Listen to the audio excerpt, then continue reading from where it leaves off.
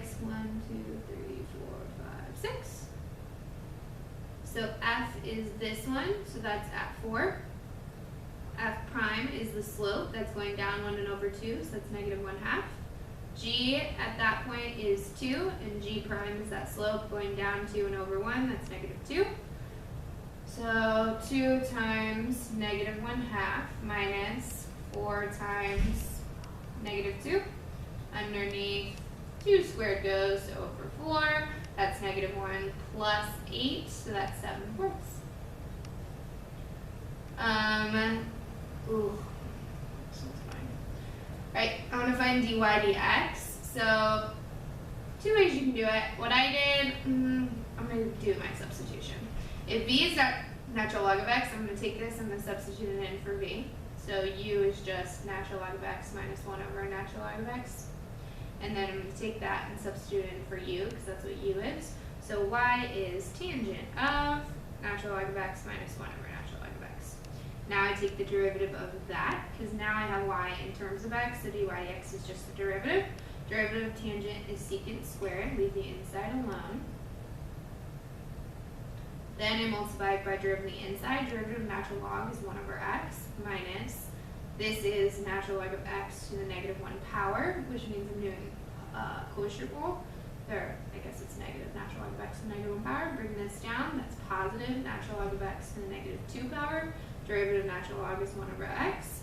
So this is minus 1 over x times natural log of x squared. Wait.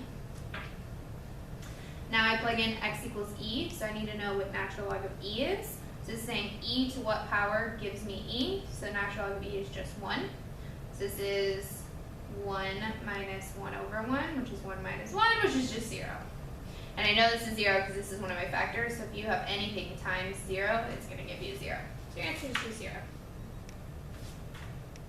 On a certain day, total number of pieces of candy produced by a factory since it opened is C, a function of number of hours, which of the following is the best interpretation of C prime of 3. So this is the rate at which C changes when something equals 3. It says that C is a function of the hours, so I'm going to say when T equals 3 hours. So 500 pieces of candy, doesn't look like a rate. 300 candy, nope, still not a rate. A rate of 500 pieces per hour, 3 hours after it begins. That sounds a lot like the rate of C, amount of candy, when T equals 3. This one is the rate is increasing at a rate. That's a rate of a rate, not what I'm talking about here. Position is given here. What's the average velocity? So average velocity is x of 2 minus x of 0 over 2 minus 0. X of 2 is 4 times 2 squared minus 2. 16 minus 2 is 14. X of 0 is negative 2. 14 minus negative 2 over 2 is 14 plus 2, which is 16, which is 8. We're doing derivatives of, with respect to time. So I'm going to use product rule here. Dx dt y squared plus x 2y dy dt equals 0. Y equals 2. Dx dt is 3. Don't know what x is. And looking for dy dt. 2 there. So I need to find what x is real quick. But I have that y equals 2, so x times 2 squared equals 2. So that's 4x equals 2, so x is 1/2. So 2 squared is 4, 4 times 3 is 12. Half and 2 cancel, so this is plus 2 dy dx, or dy dt equals 0. Subtract 12 over, divide by 2, that's negative 6.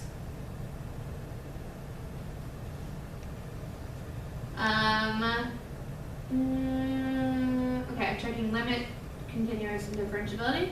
So limit is left side equaling the right side, plugging in at 3, so 3 squared minus 5 times 3 plus 8, that's 9 minus 15 plus 8. 9 plus 8 is 17, minus 15 is 2. 3 minus 1 is 2, way easier, so the limit does exist, yes. Continuous is if the left limit, right limit are equal to the function value. It has an or equal to sign included with the left, so yes. differentiable is about the derivative, so that's 2x minus 5 and 1. If I plug in 3, 2 times 3 is 6 minus 5 is 1. So my derivative is the same on each side, so yes, so all 3 over D. Position, when is the particle at rest? The particle is at rest when velocity equals 0. So x, take the derivative to get velocity, that's 6t squared minus 42t plus 72. Pull out a 6, that's t squared minus 7t plus 12. Because I'm setting this equal to 0. This is t minus 3 and t minus 4. So at 3 and 4. E. What is the acceleration when t equals 2? So acceleration is the derivative of velocity. So that's 12t minus 42.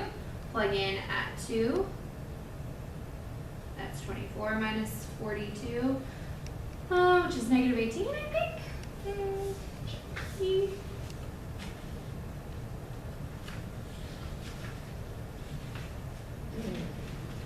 Yeah.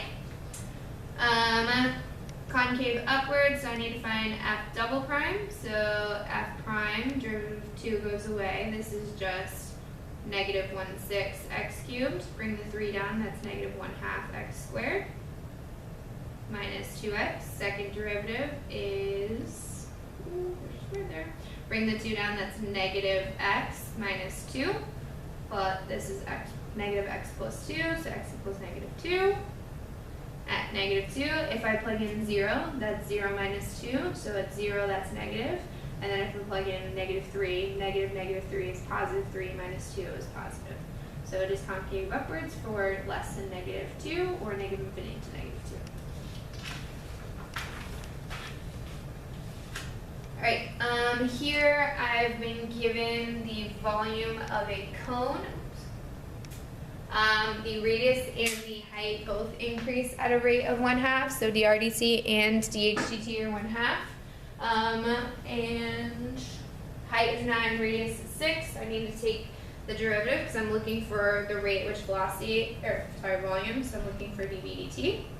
This is product rule. I made this u and h is v. So derivative of u is 2/3 pi r dr dt times the hv plus u.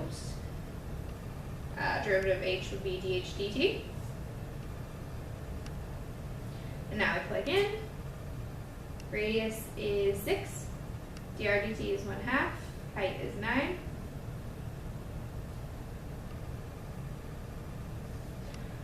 Okay, smart about the canceling out. So 2 and 2 cancel. 6 over 3 is 2. 2 times 9 is 18 pi. This is, I'm going to do 6 times 6 over 2 and over 3. So see how 1/6 will cancel out with the 2 and the 3. And I'm left with just 1/6. And this becomes 24 pi. Here I'm finding dy dx, so this is 2x plus 1y plus x dy dx, product rule, minus 3 dy dx equals 0. This is 2x plus y equals 3 minus x dy dx. So divide the 3 minus x over and plug in x equals 2 and y equals 1. This is 4 plus 1, which is 5 over 1. Equals 5. This is f, which the following could be f prime. So f is increasing, decreasing, increasing, which means f prime is positive, negative, positive, positive, negative, positive, positive, never negative, starts negative, positive, no, positive, negative, positive, so I'm between these two. And now I need to look at the concavity. So this is concave down, then concave up, concave down, then up. That means f prime would be decreasing, then increasing. This one does not decrease and increase, but this one does. That's your answer. Relative minimum, so take your derivative. 4 over 2 is 2x cubed minus 8x. Second derivative, oh, nope, don't need second derivative. 2x, pull out, you have x squared minus 4. So that's 2x, x minus 2, x plus 2. So that is negative 2, 0, and 2. This will be positive. Plug in 1, positive, negative, positive. Plug in negative 1, negative, negative, positive. and plug in negative 3, negative, negative, negative, makes negative again. So relative minimum is negative to positive. That happens here and here. Negative 2 and 2. C. Alright, I want to show that dy dx is equal to this. So I'm going to take my first line, my original equation, take the derivative. So that would be 3y squared dy dx minus 1y. This negative sign, so u is negative x and u prime is negative 1. V is y and v prime is dy dx. So when I do my u prime v plus uv prime, that negative has to stay, right? It's negative x and negative 1. So negative 1y plus negative x dy dx equals 0.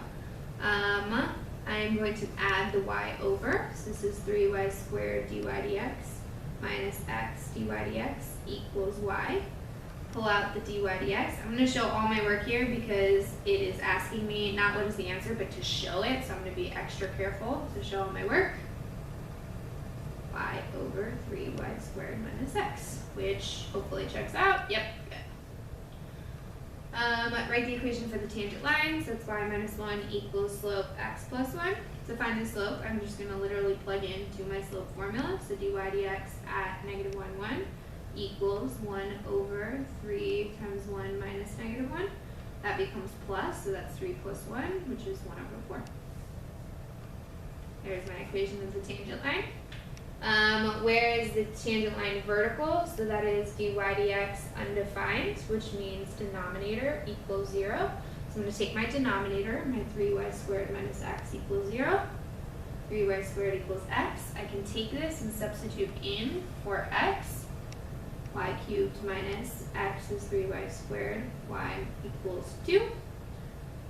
Y cubed minus 3y cubed equals 2. That's negative 2y cubed equals 2. Divide by negative 2. Y cubed equals negative 1. Cube root is just negative 1, not positive 1. Because positive 1 cubed is positive 1, so it doesn't, not the same. So y equals negative 1. And then I can plug in 3 negative 1 squared is my x, so that becomes positive, and 3. Done. Why are there no points that would be horizontal? So horizontal would be dy dx equals 0, which is like the numerator equaling 0. So that'd be y equals 0. If you plug in y equals 0 to your original equation, that says 0 equals 0, and y equals 0 is not a point on the curve. So then, if y is never 0, then your denominator can never be 0, so it can never be horizontal. Finding second derivative, so I'm going to take derivative of the first derivative. I'm going to use quotient rule, so low d high would be dy dx minus high d low would be 6y dy dx minus 1. Underneath low squared goes. So I'm going to do the 3y squared minus x off to the side. So that would be 3 times 1 squared minus negative 1, which is 3 plus 1, which is 4. So then this is 4 and the over 4 squared. dy dx, I already found what dy dx is at the negative 1 and 1, so that's just 1/4. 1 is, or y is 1 times 6 times 1 times 1/4 minus 1. And this is already much better than trying to do all of it at once. So this is 16 on the bottom. 4 times 1/4 is 1. I've got 6/4 minus 1, which would be 6/4 minus 4/4, which is 2/4, which is just 1/2. So this whole thing became 1 times 1/2, which is just 1/2. 1 minus 1/2 is 1/2. And then dividing by 2 and dividing by 16 is dividing by 32. There's your answer.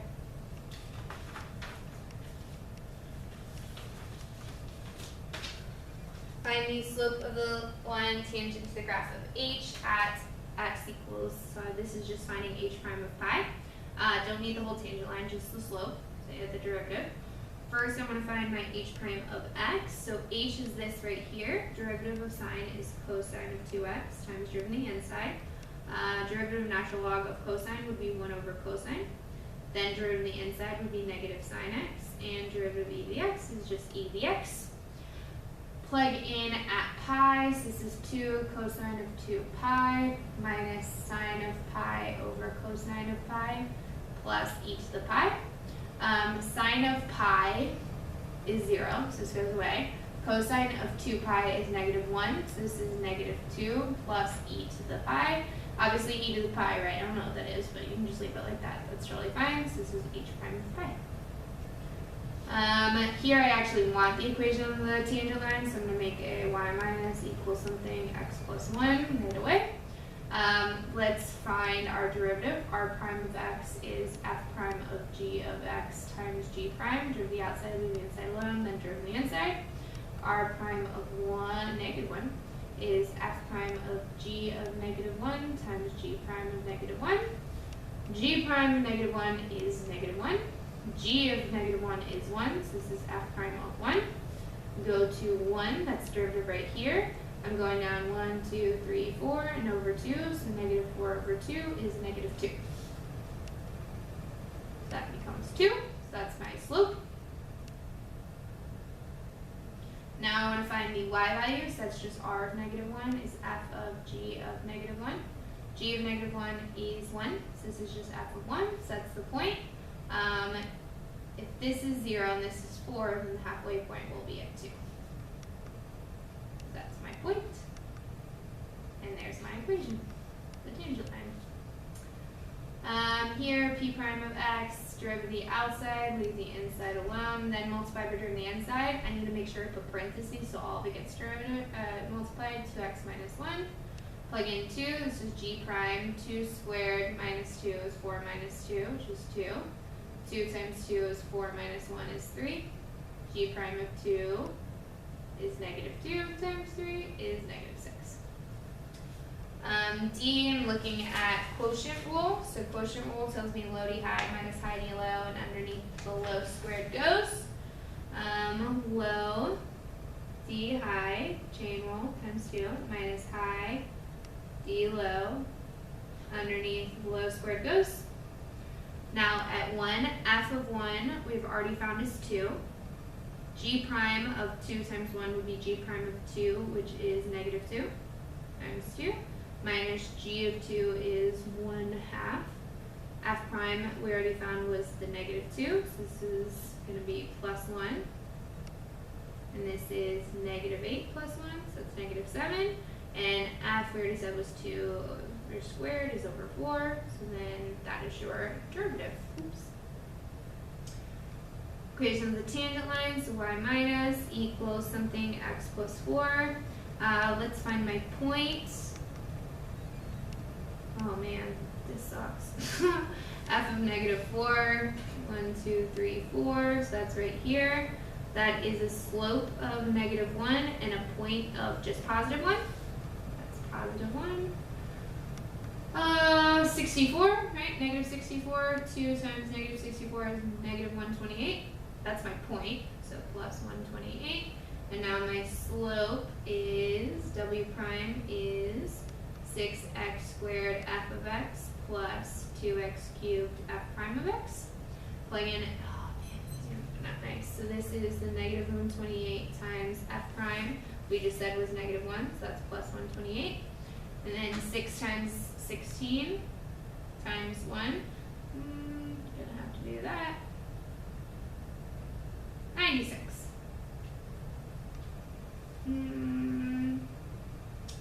So that's 224.